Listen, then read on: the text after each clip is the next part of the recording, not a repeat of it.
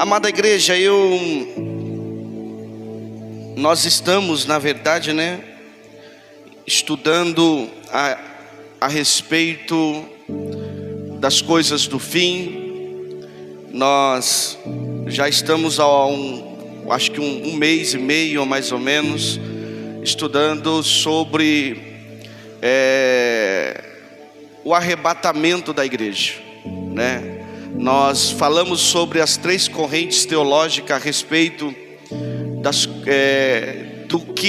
da crença, de quando será o arrebatamento.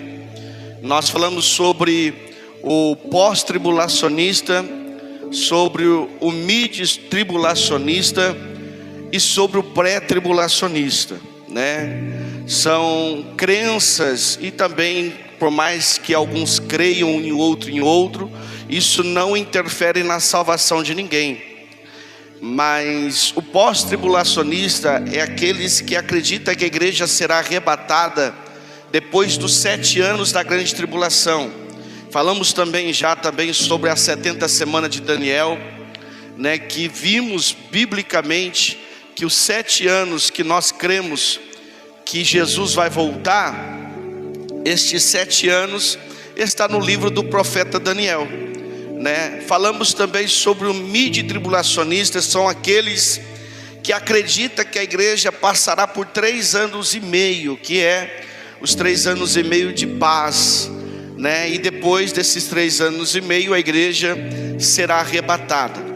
E a última que nós estudamos na semana passada foi sobre o pré-tribulacionistas, que é o que nós cremos, que a nossa igreja crê, é a fé que nós professamos, que a igreja será arrebatada antes da manifestação do anticristo. E vimos isso tudo com base bíblica, Não tem como nós recapitularmos tudo agora, porque senão, gente, nem tempo nós teríamos para poder recapitular. Por isso que é importante os irmãos estarem sempre juntos, nas terças-feiras, se esforçar para quando de repente faltar e pegar um outro assunto, você fica um pouco perdido. Mas se você for dando continuidade, você não se perde, você compreende melhor o assunto que nós vamos adentrar. Hoje, após nós falarmos sobre o pré-tribulacionismo, que é crer que nós seremos arrebatados antes da grande tribulação, hoje nós vamos falar sobre os sinais. Quais são os sinais que nós temos para dizer que Jesus breve virá? Porque Jesus, ele não deu data.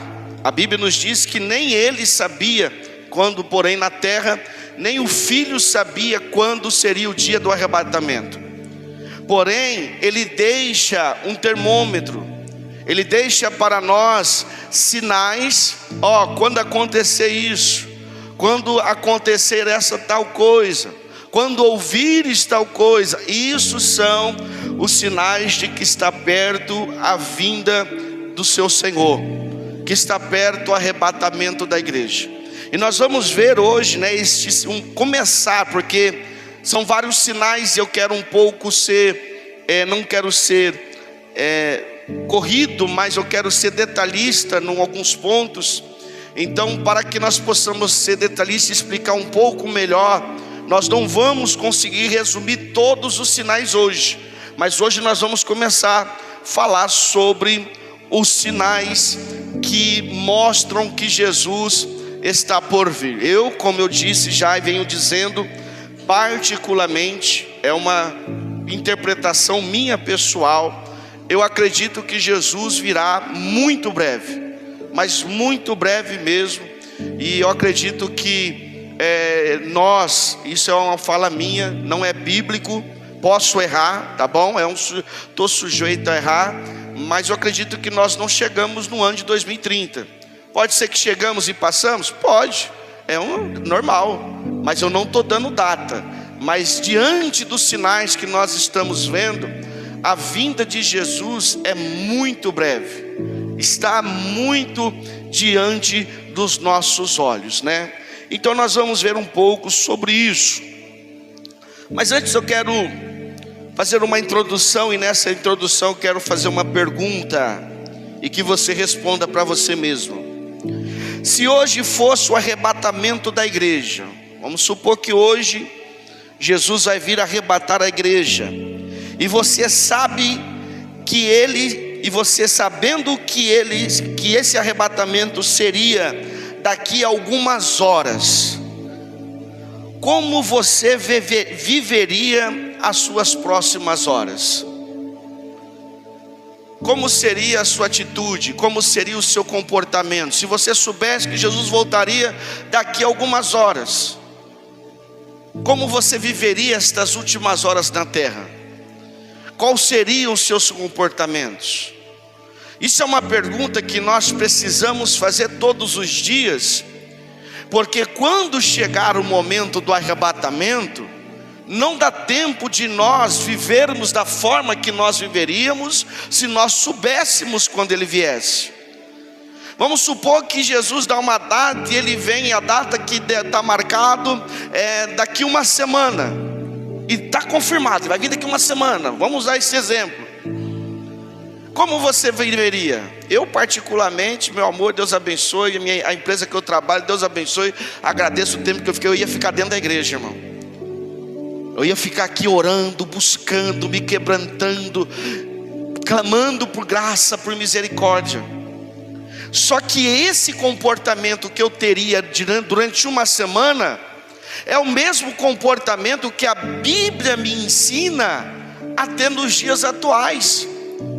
Porque a pergunta é se ele viesse daqui a algumas horas, mas ele pode voltar daqui a 1 minuto. Ele pode voltar daqui a 5 minutos, daqui a 30 segundos, nós não sabemos o que será daqui a 10 segundos. O que nós temos é exatamente o agora, e é o agora que nós temos a oportunidade de viver como alguém que faz parte do reino de Deus. Teve uma mensagem que eu preguei uma vez e eu disse que todo cristão salvo, ele precisa viver como se ele já estivesse vivendo na eternidade. Como assim? Viver como uma pessoa salva, crendo que um dia ele estará lá. Não viver como uma pessoa que é mais um na terra, mas viver como alguém que Jesus pode voltar daqui a pouco, e eu preciso estar preparado para isso. Então não tem como você saber que ele vai vir daqui a algumas horas para você orar melhor, para você perdoar, para você amar, para você jejuar, para você se santificar, para você abandonar o pecado. Não tem como. O que nós temos é o hoje e o agora. A Bíblia não nos deu uma data, mas nos deu um termômetro. Estamos vivendo dias onde as profecias deixaram de ser apenas versículos. Escute isso. Nós estamos vivendo dias em que as profecias bíblicas deixaram de ser versículos e se tornaram manchetes de jornais. Nós estamos vendo, você vai assistir um jornal que trata a respeito das coisas do mundo. Você está vendo a Bíblia e você está vendo alguém ali, um jornalista, citando algo que está na Bíblia, sem mesmo ele saber. Por quê? Porque é uma confirmação da profecia bíblica. Então já não é mais um versículo citado sobre algo que está para acontecer ou que vai acontecer, não. São versículos que estão mostrando coisas claras que estão acontecendo em nossos dias. Eu chamo essa atenção, amados irmãos, porque o apóstolo Paulo, ele escreve a Tito e ele fala para Tito que a nossa maior esperança precisa estar na vinda de Jesus. A minha maior esperança precisa ser o arrebatamento. A sua maior esperança precisa ser o arrebatamento. Temos filho pequeno, eu tenho Noah, tenho a minha netinha pequenininha, tenho o Isaac que está um adolescente, mas o meu maior anseio não pode ser no que eles vão ser amanhã, precisa ser na volta de Jesus. Eu preciso sim projetar pela vida deles, programar pela vida deles, cuidar deles, zelar deles, mas o meu maior anseio não está neles. O meu maior anseio não está no meu casamento, o meu maior anseio está na vinda de Jesus. E por eu ter esse anseio e estar numa função eclesiástica pastoral, eu preciso poder influenciar vocês. Porque uma das coisas que o ministro do evangelho ele faz não é influenciar pelas palavras, mas pelo poder que ele tem de convencer, de que ele está tão convencido de que aquilo é tão verdadeiro para ele, que as pessoas passam a ver da mesma forma.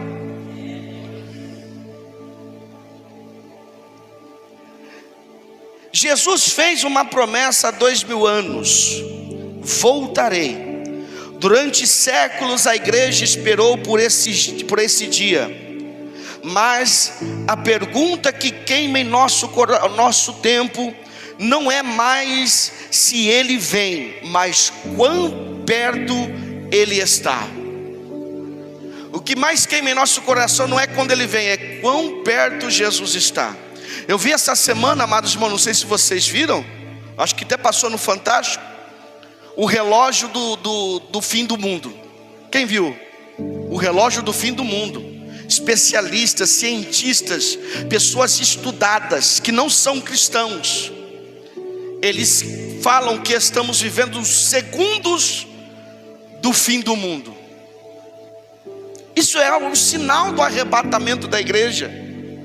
Isso é sinal do arrebatamento da igreja, e nós estamos desapercebidos à questão disso.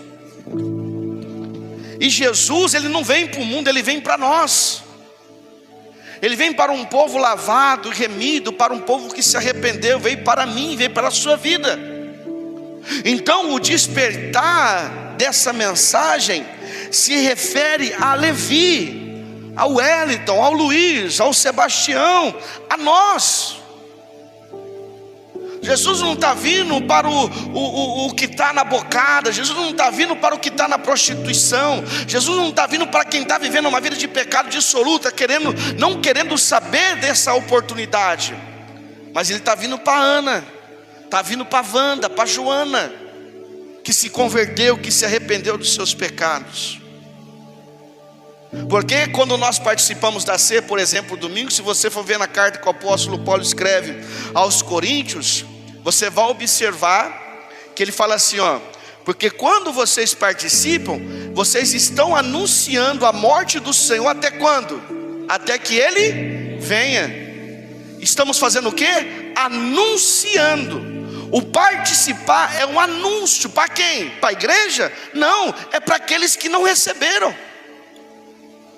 É para aqueles que não aceitaram. Então, ao mesmo tempo que a Santa Ceia anuncia o arrebatamento da igreja, anuncia também a condenação daqueles que rejeitaram a Cristo. E às vezes nós estamos dentro da igreja e nós estamos rejeitando a Cristo. É possível estarmos dentro da igreja e estarmos rejeitando a Cristo. Abra sua Bíblia comigo no Evangelho de Jesus, segundo escreveu Mateus, capítulo de número 24. Meu amor, por gentileza. Amor, pega aqui do bebedor aqui, por gentileza. Evangelho de Jesus, segundo escreveu Mateus, capítulo de número 24. Nós vamos ler somente os versículos 4 e versículo 5. A princípio, nós vamos até ver. Aqui os discípulos, anteriormente a esses versículos, eles perguntam para Jesus quando é que esse arrebatamento acontecerá. Quando é que estas coisas que Jesus estava dizendo sobre a vinda dele em glória aconteceria? E aí ele diz, versículo 20, capítulo 24, versículo 4 nos diz assim: respondeu-lhes Jesus: acautelai-vos que ninguém vos engane, porque muitos virão em meu nome dizendo: eu sou Cristo, a muitos enganarão. Ele está falando sobre quando isso acontecerá. A primeira observação que Jesus traz para eles é uma observação muito importante. Quando estiver perto da minha vinda, ele está dizendo: vai vir muitos querendo vos enganar. Vai vir muitos querendo ludibriar a sua vida a respeito de mim. Vão usar até meu nome. Olha que importante. E olha que interessante. Antes de eu concluir, ou de dar continuidade, você entende a importância de ter uma comunhão com Deus? Você entende a importância quando o pastor fala: irmão, ore, jejue, santifique-se, relaciona-se com Deus? Qual é a razão? Primeiro, porque Ele é o seu Senhor. A segunda razão é para você não ser enganado. Porque quem é enganado aqui é aquele que não se relaciona com Ele, é aquele que não o conhece. Porque existe dois tipos de pessoas, dois tipos de cristão. Escuta aqui, dois tipos de cristão: aquele que conhece a Deus por relacionar-se, e aquele que conhece a Deus pelo que os outros dizem. Existem pessoas que conhecem a Deus porque o pastor fala de Deus. Mas existem pessoas que conhecem a Deus, que ouvem o pastor falar sobre Deus, e aí, ouvindo a palavra, vai procurar viver a palavra para conhecer o Deus que o pastor está dizendo. Tem pessoas que conhecem a Deus só de ouvir falar. Não é verdade, irmão Diácono Luiz? É por isso que Jesus disse lá em Mateus capítulo 7: muitos naquele dia me dirão: Senhor, em teu nome eu curei, expulsei demônio, fiz milagres. Aí ele fala assim: então lhes direi abertamente: apartai-vos de mim, porque eu nunca vos conheci. E é real, Jesus está dizendo que nunca vos conheceu. Por quê? Porque não tiveram comunhão. E tem um detalhe, no contexto, Jesus está falando de alguém que exerce ministério, de alguém que tem o dom de cura, de alguém que tem autoridade de expulsar demônio, de alguém que tem o poder de fazer maravilhas. Só que são pessoas que não conhecem a Deus. Por quê? Porque usaram o dom de Deus. E aqui, nesse contexto, é desse tipo de pessoa que Jesus está dizendo. Porque ele conclui dizendo: e muitos serão enganados. Por quê? Porque assim como eles não conheceram Jesus, nós vamos continuar vivendo conhecendo Jesus pelo que as pessoas dizem, não procurar ter a minha experiência com Ele. E Jesus não quer que eu tenha experiência com Ele por você. Jesus quer ter experiência com você. Por exemplo, quando um dia eu lendo esse versículo, eu questionei. Falei: mas como assim o senhor vai falar que não conhece alguém que prega a tua palavra? Alguém que expulsa demônio, alguém que faz milagre? Eu questionei a Deus: como assim? Me faz entender. Aí ele falou assim: você sabe quem é o presidente da república? Falei: sei. Falou: então, mas você conhece ele? Falei: não. É assim, o presidente da república, quem que é? O Luiz Inácio Lula da Silva, é o presidente. Só que conhecer, nós não conhecemos. Por quê? Porque nós não convivemos com ele. Eu conheço a minha esposa porque eu convivo com ela, eu tenho intimidade com ela. Eu conheço a maioria dos irmãos aqui porque pela convivência, pela aproximação, pela confissão um dos outros, o relacionamento, se abrir, os conselhos, nós passamos a nos conhecer. Só que quem nós ouvimos falar, Neymar, sabemos quem é, mas conhecer nós não conhecemos. É assim, irmão. É assim. É que nem o prefeito da cidade. O prefeito da cidade, ele está debaixo da autoridade de quem? Do presidente da república.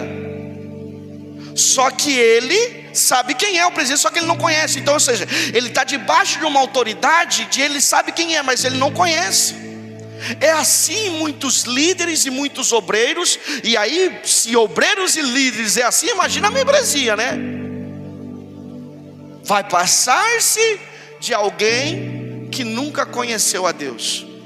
Então a preocupação aqui, primeira de Jesus, é querer mostrar, falar assim: ó, toma cuidado, aquartelai-vos, fique atento, tome cuidado, seja prudente, que ninguém vos engane, porque muitos virão em meu nome. E não tem hoje, todas as igrejas que se dizem evangélicas usam o nome de quem? De Jesus. Agora, como eu vou saber? Peraí, Jesus, todas usam o seu nome, e eu vejo acontecer os milagres, as coisas. Como eu vou saber se é uma igreja que está só usando o seu nome, ou se é uma igreja onde o Senhor está habitando, aonde o Senhor está reinando? É só olhar para os frutos. A Bíblia diz que dos frutos conhece a árvore, não é pelos dons. Você não conhece uma árvore pelos dons, você conhece a árvore pelos frutos. É pelos frutos. E aí vamos entrar aqui. Quando pensamos em fim dos tempos, logo imaginamos catástrofes. Quando eu falo assim, os sinais das últimas, quais são os sinais dos últimos dias? Aí todo mundo vai pensar o quê? Catástrofe físicas. Mas Jesus, como primeiro ponto de sinal do fim dos tempos, ele coloca a crise de percepção como o primeiro número 1 para você estar atento, que é o sinal da vinda dele. O que é crise de percepção? É o bombardeio de informações diferentes sobre o mesmo assunto. Isso cria uma crise de percepção. Ou seja, quando ele está dizendo crise de percepção, é informações do mesmo assunto, mas de formas diferentes. É eu, por exemplo, estar querendo entender um ponto, e eu chegar no Hélito, o Hélito falando uma coisa, o Luiz, Sebastião, o irmão João, pastor Levino, e vai, e ninguém conta igual, todos diferentes. Então, porque Jesus, sabendo que nos nossos dias aconteceria essa crise de percepção, de compreensão, de saber aonde eu vou. Peraí, o Hélito diz isso, aqui o João diz isso, o Lázaro diz isso, para onde eu vou? Jesus sabia que isso ia acontecer. Então ele fala assim, ó, acautela-te, proteja-se para que ninguém te engane. Proteja, e esse é o primeiro sinal da vinda, que Jesus está perto. Porque o Evangelho, a sã doutrina, a Bíblia sagrada, a Bíblia que sara, a Bíblia que cura, a Bíblia que perdoa, a Bíblia que ama, mas a Bíblia que também tem um juízo preparado na eternidade, essa Bíblia ela vai ser distorcida.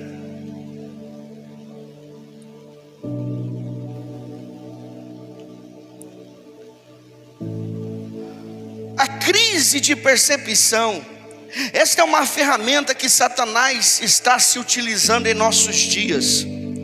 O objetivo do nosso adversário é atacar nossa mente com informações distorcidas a respeito de Cristo e a eternidade. Você percebe quando uma pessoa ela não conhece a Deus ainda na sua essência, pode ter tido alguma experiência, mas ela precisa ainda conhecer a Deus da sua essência. Já chegou uma pessoa assim, falar assim para mim: eu não oro muito, pastor, porque eu sei que se orar o inimigo vai se levantar, então eu oro pouco. Eu não peço paciência para Deus, pastor, porque se eu pedir paciência, aí que vai vir problema mesmo. Quem nunca ouviu isso, ou já disse isso? Isso é falta de conhecimento de quem é o seu Senhor. Isso é falta de conhecimento de quem é o Deus que é soberano. E isso se aprende em púlpitos.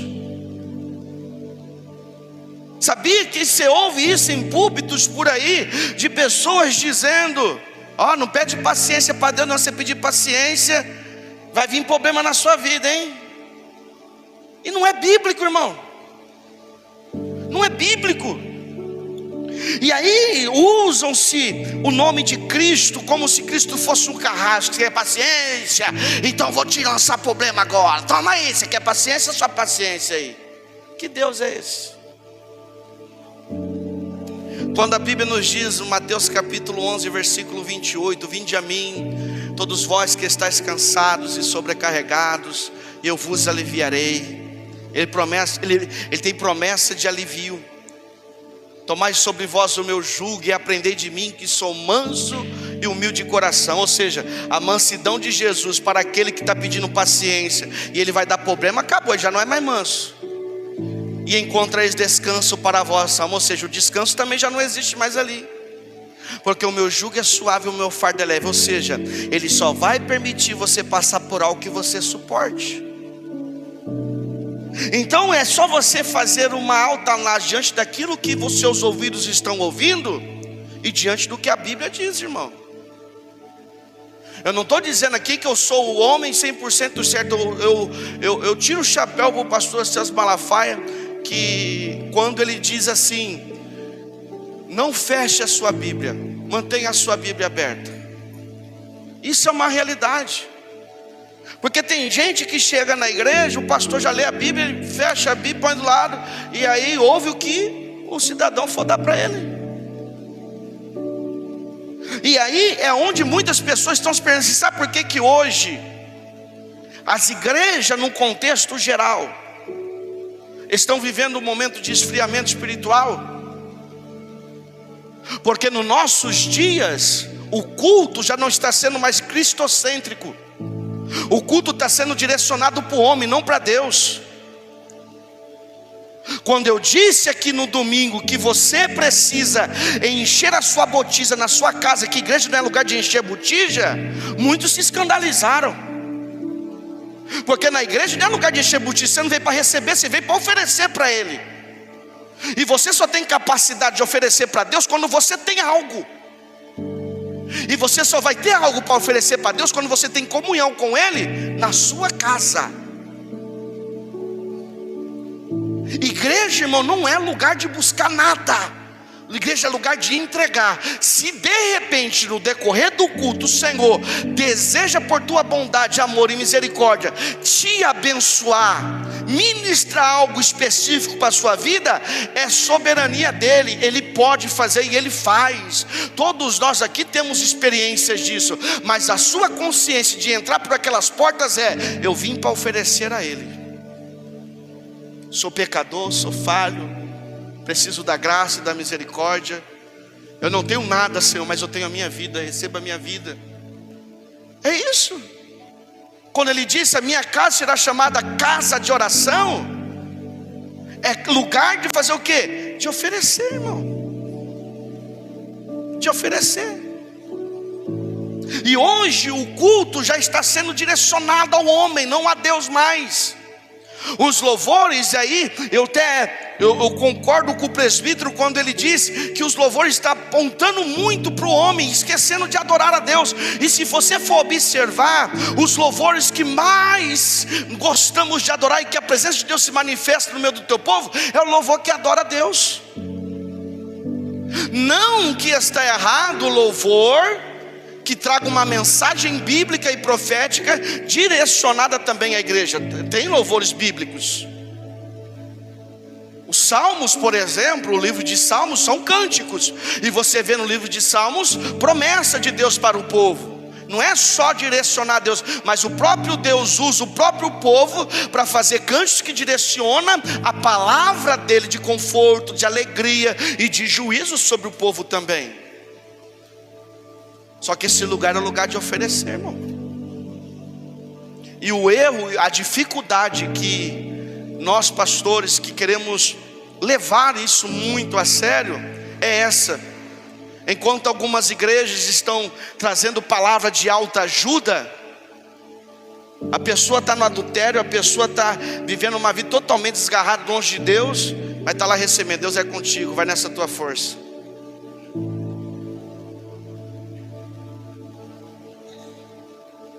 O cara está pensando em largar da mulher para ficar com a outra. Aí ele: vou orar a Deus, cara. O cara não se conhece a Bíblia, ele vai orar. Aí ele ora a Deus, aí ele vai num culto. O culto onde não tem Deus, quem impera é o diabo. Deus é contigo, varão. Deus está confirmando na sua vida aqui nessa noite. Casa com ela, é de Deus. Irmão, tem isso, irmão, é sério. Eu estou falando uma coisa aqui que é para a gente não ser enganados. Não sermos enganados. Por quê? Porque a Bíblia, e outro detalhe que eu sempre disse aqui, a Bíblia não é para saciar o nosso ego. A Bíblia ela é para nos confrontar. A Bíblia ela vai te confrontar, ela vai me confrontar. Sabe quando é que a Bíblia não vai deixar de nos confrontar? É quando nós estivermos vivendo ela. Quando ela estiver verdadeiramente na minha vida, eu estiver praticando ela, aí eu não sou confrontado, eu sou confirmado que eu estou no caminho certo. Agora, quando eu estou andando errado, você está errado, melhora, muda, se arrepende. É isso, irmão, é o que a Bíblia faz. Então, ou seja, Jesus, ele já de antemão, ele falou, o primeiro sinal que para você se despertar e não ser enganado nos últimos dias é não ser levado por vento de falsas doutrinas, mensagens de autoajuda. Ninguém aqui precisa de autoajuda. Ah, pastor, estou em depressão. Irmão, vamos orar. Se precisar, tem psicólogo aí estudado aí, que estudou para isso também, porque depressão também é uma enfermidade. E às vezes é uma enfermidade que não é espiritual, às vezes é psicológica, precisa passar, vamos passar. Mas você não está aqui para receber uma mensagem de autoajuda, você está aqui para ser livre e um dia estar com Cristo na eternidade. Mas sabe o que estão dizendo hoje? As mensagens que estamos ouvindo em nossos púlpitos são mensagens que nos prendem na terra. Mensagens de promessas terrenas. É por isso que muitos não querem mais o arrebatamento, irmão. Estão na igreja e não querem que Jesus volte. Porque é promessa de faculdade para o filho, é promessa de ser empresário, é promessa de conquista, de conquistar casa, de conquistar terreno, de melhorar no trabalho, de ganhar mais no dinheiro. Irmão, tudo isso já tem uma promessa garantida quando você estuda, se esforça e corre atrás. Agora a promessa que Jesus nos ofereceu na cruz do Calvário foi a promessa de nos levar para a eternidade. E eu não canso de dizer que às vezes nós estamos numa realidade que é totalmente diferente. Mas existem irmãos nossos em Cristo, irmão, que estão na África, não tem o que comer, não tem aonde dormir, não tem roupa para vestir, não toma banho, não tem saneamento básico, e são tementes e fiéis a Deus. E se Jesus voltar, eles vão para a glória. E eles não estão pedindo para Deus casa não, viu? Eles estão pedindo para Deus, quando eu morrer, o Senhor me leve. O que eles querem é a salvação. Enquanto nós estamos aqui, estamos querendo aumentar a nossa fortuna. Nos nossos dias é isso, irmão.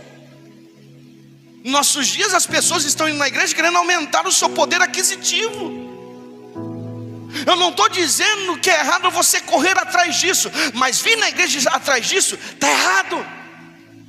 Logicamente que você tem que buscar a orientação de Deus. Quando de repente você quer trocar de carro, quero trocar de carro, Senhor, eu não vou me embaraçar, me dá uma direção, estou bem em dúvida, não sei se é o certo, porque eu não quero me embaraçar, que eu me embaraçando me prejudico dentro do meu lar, prejudica a obra do Senhor. Então eu quero fazer certo, buscar a direção. Agora vem aqui, Senhor, me dá e fica lá no sofá. Não, irmão, não é esse o propósito, não é esse o objetivo. Nós precisamos ouvir mais, que pecado é pecado e leva para o inferno. Se você perguntar para os irmãos que têm mais tempo de igreja do que nós, vai existir pecados que anteriormente na época deles era, que hoje já não se falam mais. Você quer um? Você não ouve mais em igreja nenhuma? Fornicação. E fornicação leva para o inferno. Se relacionar com uma pessoa que ainda não está casada com ela, ficar de beijinho. E tem muitas igrejas assim, que os jovens estão de beijinho, beija aqui, beija ali, beijando na escola. É fornicação, e fornicação leva para o inferno. E não se fala mais isso nas igrejas, irmão. Por quê? Porque não dá ibope, não dá audiência. Então Jesus fala: acautelai-vos, estejam atentos sobre o que vocês estão ouvindo. Estejam atentos sobre por quem vocês estão sendo ensinados. Observa que Jesus disse que o falso Cristo iria enganar a muitos. Como é que eles fazem? Eles não chegam com uma placa dizendo: eu sou vilão. Eles não vão fazer isso. Eles chegam falando o que as pessoas querem ouvir. Aí que entra a questão de crise de percepção. Se eu ouço do Hélito, vou ouvindo, e é tudo diferente. Chego aqui, e agora o que eu vou fazer? Sabe o que eu vou fazer? Isso é natural de todo ser humano. Eu vou escolher o que mais me agrada. O que a minha esposa falou me agradou melhor, mas às vezes o que ela me falou é um engano. E que o Hélito falou, não gostei que o Hélito falou não, ele foi muito duro, mas é o que ia me conduzir para a salvação. O problema da crise de percepção é essa. É que as informações são tantas, os bombardeios são tantos de informações errados a respeito da sã doutrina, da Bíblia Sagrada e do arrebatamento da igreja, que aí é natural do ser humano sempre escolher o caminho mais fácil.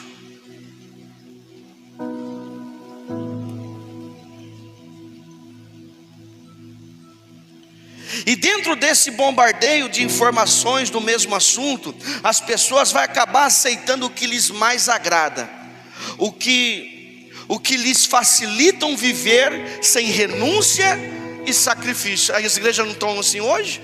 Eu sou pastor de igreja, irmão. O que mais os irmãos das igrejas estão procurando hoje é fazer alguma coisa que não gere sacrifício, é fazer alguma coisa que não gere renúncia. Eles querem servir a Jesus sem renunciar, eles querem servir a Jesus sem sacrificar. E não há salvação sem renúncia, não há salvação sem sacrifício, mas é o que as pessoas nos nossos dias querem ouvir. E por causa desse bombardeio de informação, o que não me leva a sacrificar é o que eu vou pegar. Está falando de Jesus, ele é um pastor, então ele está certo. Eu não sei, mas ele sabe. Se ele está falando que eu não preciso, eu não preciso. Hoje em dia as igrejas não falam mais de jejum, não fala mais de oração às madrugadas, não fala mais de se separar, não fala. Por quê? Vou repetir, porque isso não dá ibope, isso não atrai as pessoas, isso não atrai o público.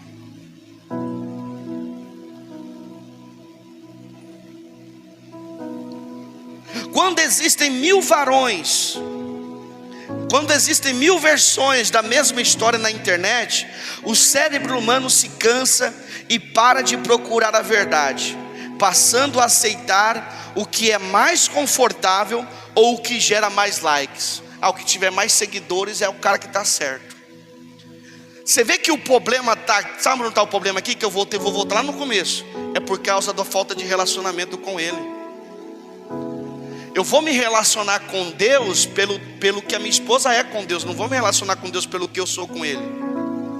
A minha relação com Deus é mediante ela. É o que acontece. O problema dos nossos dias é isso. É que as pessoas, o pastor tem que... E aí eu entro voltando a dizer que o erro está em nós, líderes, incluo eu. Porque o pastor se coloca numa posição de que ele que tem que jejuar pela igreja, que ele que tem que se sacrificar pela igreja, que é ele que tem que passar horas estudando pela igreja e alimentar a igreja toda confortável. Não é, irmão? Todos nós aqui precisamos ter esse hábito.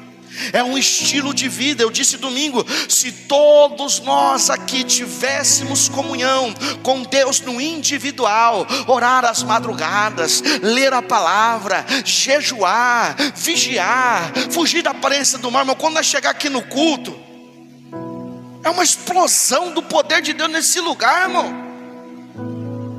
O culto é diferenciado, porque todos estão cheios, e todos veio para transbordar a Cristo, a sua alma, a sua vida. Ah, mas eu vou na igreja porque na igreja eu tenho paz. Autoajuda, irmão. Você não ouve isso daí dos artistas, dos famosos? Eu vou na igreja porque na igreja eu me sinto bem.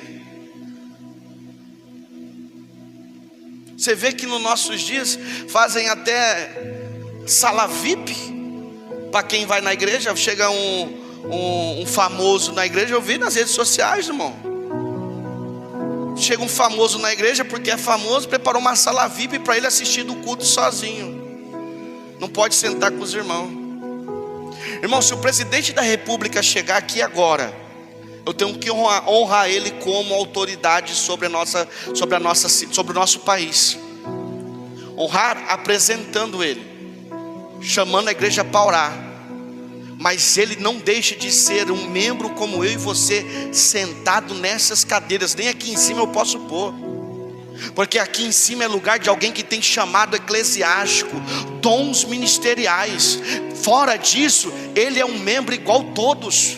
Mas o que nós vemos em nossos dias é dando microfone, irmão, para pessoas que não conhecem a Deus. Onde chega alguém que porque é famoso, porque não, ai, olha, aí Jesus sumiu dali, filho, acabou Jesus. Por preparar uma sala VIP lá para o cidadão que é famoso, sabe o que vai acontecer? As pessoas da igreja esqueceu Jesus, irmão. Vou ficar perto dele lá, que na hora que acabar o culto eu já vou lá para tirar uma foto.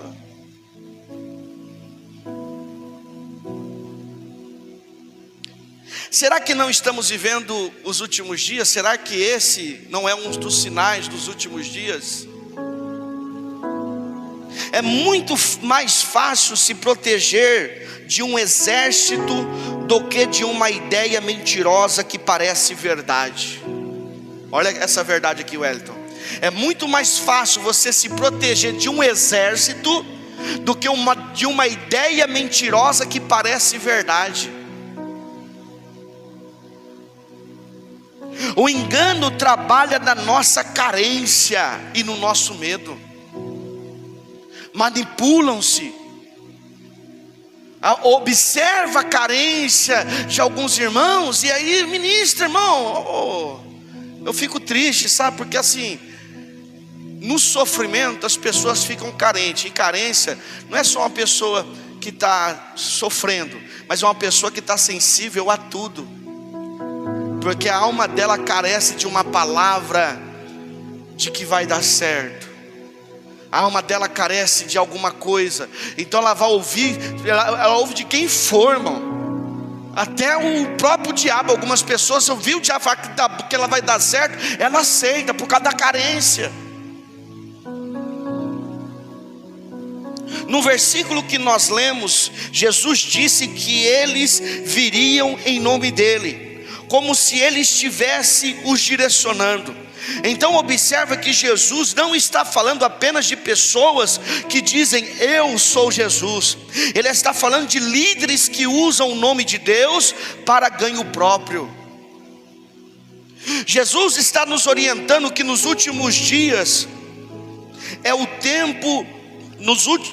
Jesus está nos orientando que nos últimos dias é o tempo onde todo mundo tem um microfone, mas nem todo mundo tem compromisso com a sua alma. O que eu estou querendo dizer aqui? Nós vemos hoje, você entra no TikTok lá, você coloca lá pregação, você vai ver um monte de pregador lá agora. Você entra lá, você vai ver agora.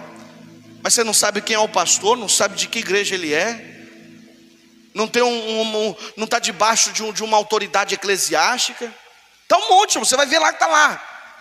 Vai ter gente no monte, vai ter gente no prédio, vai ter gente em todo lugar pregando lá. Esse é o bombardeio, onde todo mundo quer pegar o microfone. Eu fui naquela igreja lá, o pastor não me deu a oportunidade, eu vou pregar aqui sozinho. Não preciso de igreja, não preciso de pastor, não preciso de ninguém, eu vou pregar aqui sozinho. E aí vai lá no TikTok, vai lá no Instagram e começa a pregar e soltar um monte de coisa lá. Estas pessoas estão preocupadas em catar o microfone, e elas não estão preocupadas com a alma de ninguém.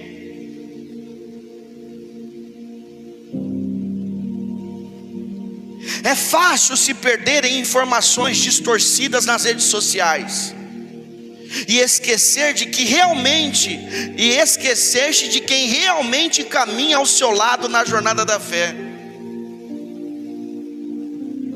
As pessoas às vezes gostam mais de ouvir as pessoas na rede social do que o próprio pastor, irmão.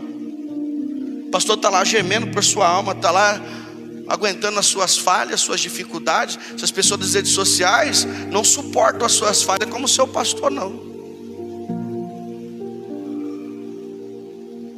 Será que nós não estamos vivendo os últimos dias na terra? Antigamente buscava-se orientação em caixinhas de promessa, não era? Ah, o pastor deu cajado, eu vou lá na promessa, caixinha de promessa. Ou abrir a Bíblia, vamos ver o que Deus vai falar aqui. Hoje, que Bíblia, irmão? Eu vou lá no TikTok, lá que tem um pregador lá, que está pregando demais lá. Está falando o nome de Deus, então é de Deus, né? Hoje buscam em internet. Não busque orientação de quem não conhece suas lágrimas e não sabe o seu nome. Vou repetir. Não busque orientação de quem não conhece as suas lágrimas e não sabe o seu nome. Quem muito ouve estranhos acaba desconhecendo a voz de quem pastoreia. É uma realidade, irmão. Eu falo porque eu sou pastor de igreja. Eu vejo pessoas que gostam de ouvir muito a voz por aí, ó, internet aqui e tal, e vai à igreja e tal, e faz isso, aquilo e tal. Aí quando o pastor fala, o que o pastor fala não tem valor nenhum. O anjo que Deus colocou na vida dele. A pessoa a quem o Senhor lembra de madrugada, o nome é o Lázaro, a Edna. Deus faz lembrar. Aí a pessoa vai ouvindo aqui, ouve ali, ouve aqui, ouve aqui, vai ali, vai aqui, vai ali, vai aqui, vai aqui. Aí quando chega no pastor, o pastor fala: irmão, senta, vai orar, vamos buscar. Deus não usa o pastor na revelação. Deus não usa o pastor na cura, no milagre. Mas quem é que está usando essas pessoas para revelar a sua vida aí? Será que é Deus mesmo? Não, eu vejo, gente. Ó, eu já vi. Se você não viu, caça aí. Não estou aqui para querer como que eu posso dizer, generalizar. Até porque essa mensagem aqui eu faço um corte e vai no TikTok. Só que eu não estou aqui profetizando a vida de ninguém. Eu não estou aqui discipulando ninguém. Tanto que esse trabalho que eu faço, esse projeto, os irmãos que estão mais tempo sabem que já teve vida que foram salvas no hospital através desses vídeos. De um irmão que estava aqui, vivia na rua, usando droga, levou 3 facadas, foi para o hospital. No hospital ele viu o vídeo, pediu para a esposa dele me chamar, fui lá, se reconciliou com o Senhor, levei Santa Ceia para ele, passou 3 dias, ele morreu. Foi através do vídeo que ele se reconciliou com Deus. Então é possível, Deus usa, irmão, é meio de comunicação. Só que hoje está demais. Manda estrelinha aí que eu vou começar a profetizar. Manda coraçãozinho que eu vou começar a profetizar. Não, só vou profetizar quando eu ver tanto like. Quem já viu isso daí no TikTok? Não é assim? Estou mentindo? Quem mandar oferta aí, eu vou profetizar o que Deus está falando aqui para mim agora. É assim, irmão. E as pessoas estão sendo levadas, e Jesus está dizendo: esse é um dos sinais dos últimos dias. E isso mostra que Ele está voltando. Isso é para acontecer, para mostrar que Jesus está voltando. E eu, como pastor, eu preciso também ser confortado com essa palavra, a não me preocupar com as pessoas que não querem me ouvir. Eu preciso ser fiel naquilo que Deus me deu. Se não querer ouvir, paciência. Mas eu vou continuar pregando a sã doutrina, ensinando o caminho da salvação, pregando contra o pecado, pregando contra a frieza espiritual, a mornidão, pregando comprometimento, pregando responsabilidade de cada um. É essa mensagem de confronto que tem que ser. Agrada ou não agrada, eu vou pregar essa mensagem. porque foi através dela que eu fui salvo. É através dela que eu sou disciplinado, eu sou ministrado pelo Espírito Santo de Deus. Ovelha que ouve todas as vozes termina confundida. Ovelha que ouve seu pastor caminha segura. Poxa, a Bíblia é clara mostrar a figura do pastor e das ovelhas. Por que que fala que a igreja, o membro da igreja é como ovelha? É só você procurar, vai lá no chat GPT, lá coloca, por que que a igreja, Jesus, a Bíblia usa os membros da igreja como ovelha? Você vai ver que é a ovelha, a fragilidade da ovelha. Mas tem muita ovelha que está achando que é super-homem, que sabe mais do que o pastor, que faz melhor do que o pastor, que é melhor do que o pastor. E eu não estou aqui porque eu acho que eu sou melhor do que você, eu estou aqui porque Deus me colocou aqui. Eu estou dizendo para vocês porque vocês estão aqui, mamãe. Eu estou num contexto de ensinamento, para vocês não se deixar se levar. Pelo contrário, eu estou honrando vocês. Vocês são bênçãos, vocês estão no caminho certo. Está sentando aqui para aprender a palavra. Mas enquanto muitos...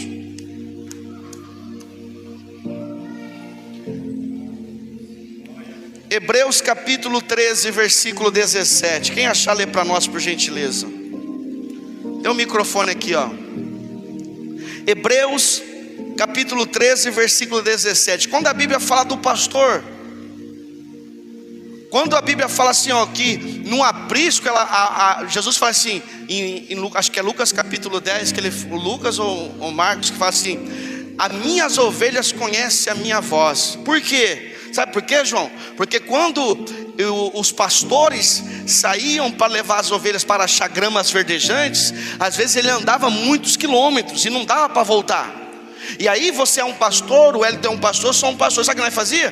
Nós se ajuntava, fazia um aprisco, cercava com pedras, e aí nós colocava todas as ovelhas juntas lá. Você colocava a sua, eu colocava a minha e o Hélio a dele. E nós ia revezando à noite por causa do lobo. Só que quando acordava de manhã, o que fazia? Estava todas as ovelhas misturadas. Só que eu falava, ó, minhas ovelhas, vamos. As minhas ovelhas conheciam a minha voz. As minhas vinham, a sua ficava e a dele ficava. É nisso que Jesus está dizendo, as minhas ovelhas conhecem a minha voz. Por quê? Porque quando está toda misturada, o pastor chamava, só as ovelhas que conheciam a voz do seu pastor seguiam ele. As outras ficavam lá aguardando a voz do seu pastor. Hoje não é assim não, irmão. Hoje tem um monte de pastor aí. Tem ovelha que tem 5 pastores, viu? Tem ovelha que tem um monte de pastor aí, é verdade. Quem vai ler para nós, Wellington, por favor? Hebreus capítulo 13, versículo 17. Estamos concluindo, meus irmãos.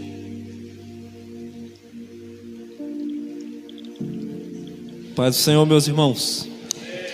13:17 diz assim: obedecei a vossos pastores e sujeitai-vos a eles, porque vela por vossa alma, como aqueles que hão de dar conta delas, para que o faça com alegria e não gemendo, porque isso não vos seria útil. Pronto, tá vendo aí? Uma orientação bíblica: obedeçam aos vossos pastores, sujeitam a autoridade deles, porque eles velam por suas vidas. Aí ele fala, obedeça a ele, para que o trabalho dele não seja pesado. Tem muito pastor aí, irmão. Por que você acha que nos nossos dias tem pastor depressivo, pastor se matando? Pastor que está abandonando, que não quer mais saber de ser pastor. É por causa disso, porque o pastor já não está mais trabalhando com alegria. O pastor já não está mais pastoreando. Por quê? Porque a ovelha está dando cabeçada no pastor. A ovelha está rebelde, a ovelha já não ouve mais o conselho do pastor. E aí o que acontece? O pastor desfalece. Mas o erro, eu sou sincero, o erro somos nós mesmos. Porque quando Abacuque, ele chega diante de Deus, acho que é o único livro dos profetas menores que quem se dirige, inicia o livro é o profeta. Abacuque que inicia o livro. Não é Deus falando com o profeta, é o profeta falando com Deus. E ele entra questionando: o senhor não está vendo como está a situação, não? O senhor não está vendo as dificuldades, está vendo os problemas? Os maiores dando, se aproveitando dos menores? Olha como que está tudo, a corrupção. Aí Deus responde ele no capítulo 2. Aí no terceiro ele volta, porque ele entende que a culpa do mundo estar daquela forma era deles. Aí ele fala: aviva a tua obra, Senhor. Ele está dizendo, porque se a tua obra for avivada, a corrupção muda, o crime diminui, as coisas mudam. Por quê? Porque se nós nos ensinar o que a Bíblia orienta, meu irmão, muda as coisas. Mas hoje, nossos dias, infelizmente, muitos líderes estão querendo ensinar não o que Deus está orientando, estão querendo ensinar para agradar o rebanho. O que agrada o rebanho é a verdade, irmão. Eu aprendi isso, sabe? Eu aprendi isso. Você aprende isso. Eu vejo mais resultado quando eu trago uma mensagem que eu falo: meu Deus, eu peguei firme, acho que os irmãos não vai aguentar não, hein? Mas eu vejo os irmãos animados, tal. Aí quando eu quero pegar mais relax, os irmãos ficam mais... irmão, por quê? Porque a palavra é minha, quem faz é Ele. E aí às vezes eu quero fazer do meu jeito, monitorar do meu jeito, controlar do meu jeito, não dá certo. Então eu tenho que fazer do jeito dele, porque do jeito dele é o que faz as pessoas se despertarem. O seu pastor conhece sua história, sua família e seus combates. A internet apenas conhece seus dados de navegação. Criadores de conteúdos não têm responsabilidade espiritual sobre sua vida. O seu pastor local tem. Amém? Internet, rádios e TVs muitas vezes priorizam entretenimento ou audiência, enquanto o seu pastor prioriza a sua salvação. Semana que vem nós vamos falar sobre os versículos 6 ao 8, tá? Nós vamos dar continuidade no capítulo 24 e vamos falar dos versículos 6 ao 8, sinais.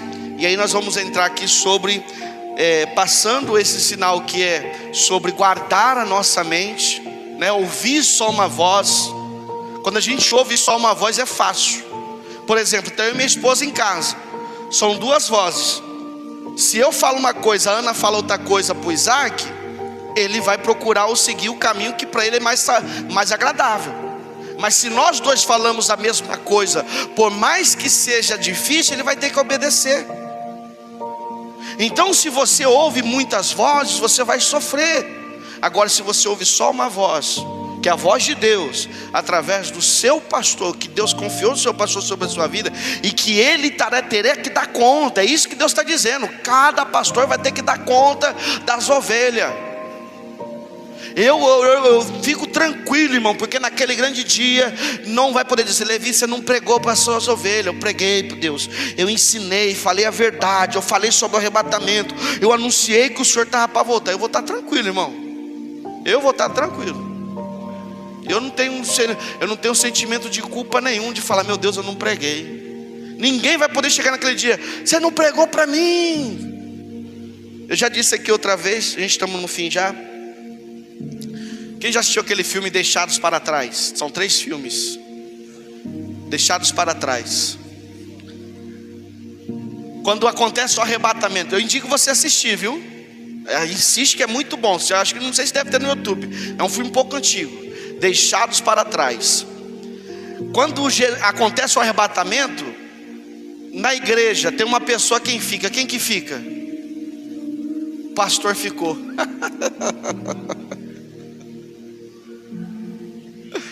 Aí um dos parentes dos que foram arrebatados: pô, você pregou, para que você não foi? Por que você não foi? É porque eu pregava, mas eu não cria no que eu pregava. E outro: você não pregou a verdade para mim. Você não falou a verdade, você me enganou. Vai ter muitos pastores aí que se dizem pastores, que são lobos salteadores, que vão ser perseguidos por cristãos aí que ficaram no arrebatamento. Fala: você mentiu para mim, você me enganou, você me roubou. Mas vai ser a realidade, vai ser essa. Eu vou estar lá com vocês na glória, amém? Nós vamos estar juntos lá, amém? Glória a Deus. Amém, meus irmãos? Que Deus abençoe a vida de vocês.